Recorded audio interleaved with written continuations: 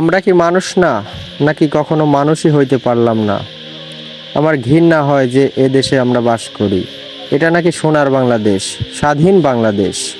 এখানে ভাতের বিনিময়ে মানুষকে মরতে হয়, হাসির বিনিময়ে মানুষকে মরতে হয়, এমনকি চাঁদা না দিলেও মানুষকে মরতে হয়। এদেরকে মারছে কারা? আমার মতো, আপনার মতো কোনো না কোনো মানুষ।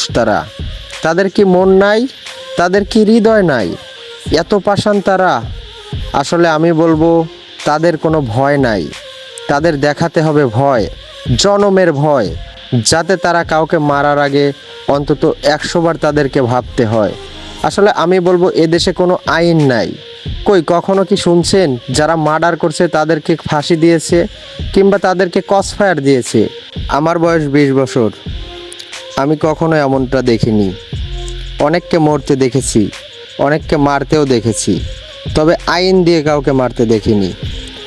আমার ভাবতেও লজ্জা হয়, এটা নাকি সোনার বাংলাদেশ, আর এটা নাকি স্বাধীন বাংলাদেশ, আর এখানে চাঁদা না দিলেই জীবন হয়ে যাবে শেষ। আহারে জীবন!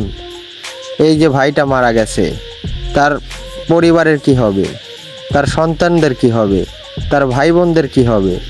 একজন বোন তার ভাই হারা হলো, একজন মা তার সন্তান হারা হলো, একজন ভাই তার ভাই হারা হলো, একজন বাবা তার সন্তান হারা হলো। ধিক্কার জানাই তাদের প্রতি। তারা কি মানুষ নাকি অমানুষ? আমি বলবো তারা জানোয়ার। কই কখনো কি শুনেছেন একটা পাখি আর একটা পাখিরে মেরে ফেলেছে? কখনো কি শুনেছেন একটা পশু আর একটা পশুরে মেরে ফেলেছে? তবে এটা মানুষের দ্বারাই সম্ভব। একজন মানুষ আর একজন মানুষকে মারতে একটুও দয়া মায়া করে না। তাদের কি মন নাই, নাকি তাদের হৃদয় নাই? আমি বলবো তাদের ভয় নাই। আসলে তাদেরকে সত্যি দিতে হবে ভয়, যাতে কাউকে মারার আগে 1 বার না 10 বার না 1000 বার চিন্তা করতে হয়। আর এই দেশের আইনকে শক্ত হতে হবে।